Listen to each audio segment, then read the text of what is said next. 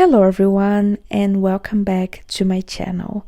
For today I would like to talk about how it have been for me to live a life without social media. But first, let me address the elephant in the room. Yes, I know YouTube can be considered social media as well, but I see it differently, and the why I will talk more about later. So for now, just consider when I say social media, everything else but YouTube. I already have a video where I talked why I was deleting my Instagram, and by that time, again, despite YouTube, that was the only social media that I had left. And now it's been almost a full year that I no longer have Instagram. And it's been one of those very few things in life where you can say that there's only good about doing it. And it's something that I'm sure I'm never going to look back. You know, funny enough, I now finally don't feel that I'm missing out anything. I have been being more authentic, creative, and relaxed than ever. I'm also more present, not only for my own peace of mind, for others around me, but most importantly, for God. And there's a little part from the book, The Imitation of Christ, that I would like to share with you all. Jesus said, "The kingdom of God is within you. So turn your heart fully to God and stop chasing after the things of the world. If you stop being distracted by the outside world and pay attention to your inner life, you will find peace and feel God's presence." At least for me, sharing my experience couldn't be done without said that quitting social media and leaving it all behind for sure made me strengthen my relationship with Jesus Christ. And I will spice things up here and there to say that it's very hard for one to follow Jesus Christ while on social media. I'm not saying that you can't, I'm just saying that it's very hard, because while on social media, you are constantly being tempted to sin.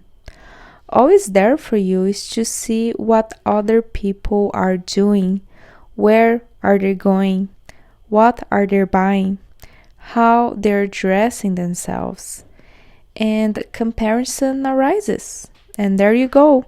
Without even noticing, you were influenced and lost your authenticity.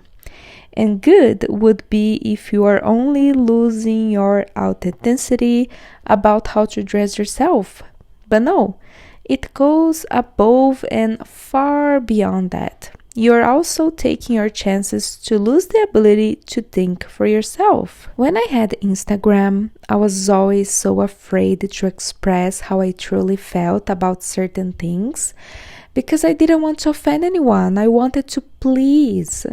Compared to now, where I do have the courage to say what I think, even if that will hurt someone else's feelings.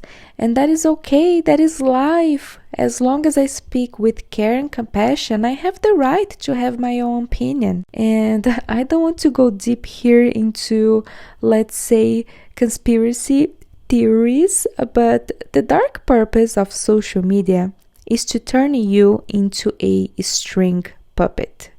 At least I noticed that when I was on social media, I was caring about things that doesn't really matter. And let me tell you, that is exactly what the world wants you to do, to waste your time and your well-being on things that in the end of the day don't really matter. And while everyone is distracted about those little meaningless things, other big evil ones are being put into action. Another way to see social media is how they try to normalize things that are actually horrible. A great example, and sad at the same time, of this is abortion. How come we live in a world where people think it's okay to murder an innocent life? Can you see how such monstrosity is now considered normal? Well, I could go on and on about so many things that people consent in social media in order to please others. The common sense there is long gone. The consumerism is in range. And don't even get me started on how social media can also easily lead you to constantly commit sin by lust and food indulgence. In the end of the day, for me, words cannot express how grateful and relieved I feel to be out of this mess. And now, I would like to share here one more part of the book, The Imitation of Christ. Don't let your happiness depend on success or praise. Do what you do for God, not to look good or to be admired. If you can let go of comparing and needing approval, your heart will be free. And maybe I'm talking here with someone that is not Christian. And for you, I say to also take this quote by heart, because essentially what is being said is to simply live your life for yourself. A life where you don't have to worry about pleasing others or trying to seek this unreal happiness. Dare to live simple. Dare to live in contentment with what you already have, because guess what? It's already enough. Last but not least, I would like to talk about why up to this day I don't see YouTube as a problem in my life. But keep in mind that I see it as something that is subject to change. If one day it stops working for me, I'll definitely put efforts to quit it as well. But anyways, one of the reasons I still keep YouTube is because I truly love sharing intentional content here. I also think you can find great channels in this platform, and quite often I watch videos that I believe to be adding great things to my life. Sometimes I do watch videos only for the sake of entertainment, which is completely fine as long as it's not sinful. But that being said, I acknowledge that you can also face all the same problems that I was already talking about before. But with the difference that I strongly believe you can have more control over it. So I currently use a few methods in order to keep things under my control and not make this platform an addiction and a rock in my path to the salvation. First approach is that the only way for me to access YouTube is with the computer, or last case scenario, using the Safari app on my iPhone, but that's terrible and I try my best to not do it. And that because I don't have the YouTube app on my phone. And this is my biggest strategy that makes this platform still manageable for me.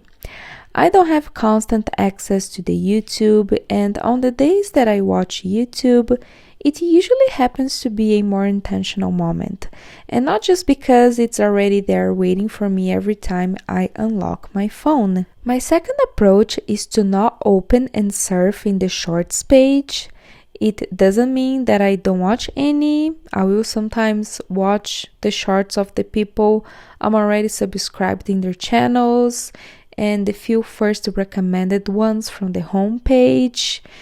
And I use this strategy, one, to avoid endless scrolling, and second, to avoid watching things that I consider sinful or that will trigger me and make me feel miserable for the rest of my day or even for days to come. The third approach would be using the don't recommend channel feature without mercy. Guys, if a video with a provocative thumbnail shows up to me, unfortunately usually from women, I will click to not recommend the channel to me anymore without even thinking twice.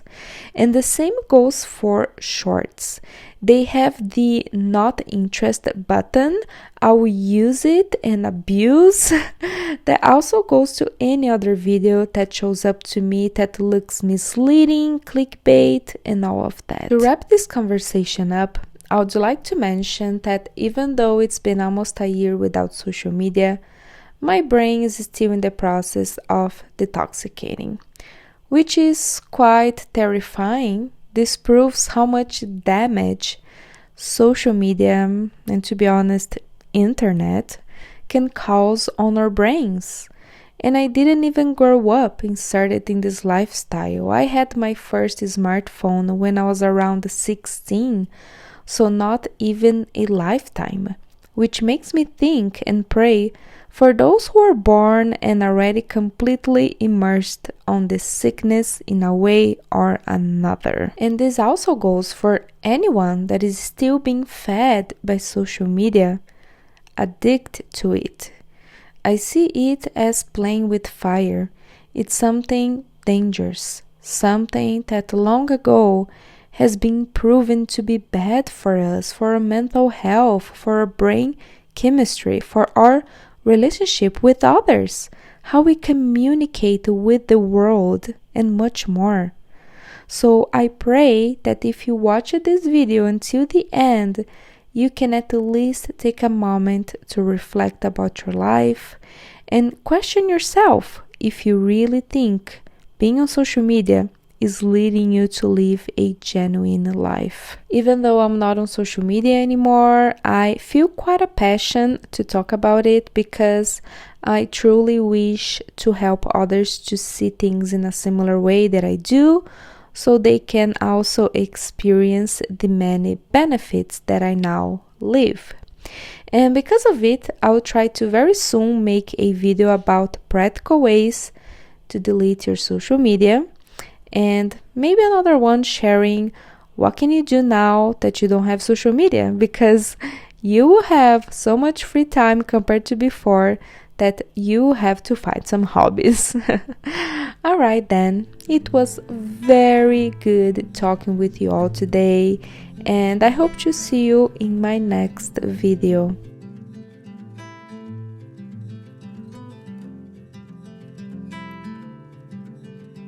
Close your eyes, hear the voice within calling. This heavy load got under your skin. All in, you got the white knuckles holding on it tight, keeping your feelings bottled up inside, heading for collision in the night. To really live, you gotta die. Breathe in, breathe out. Hey, come alive. Breathe in.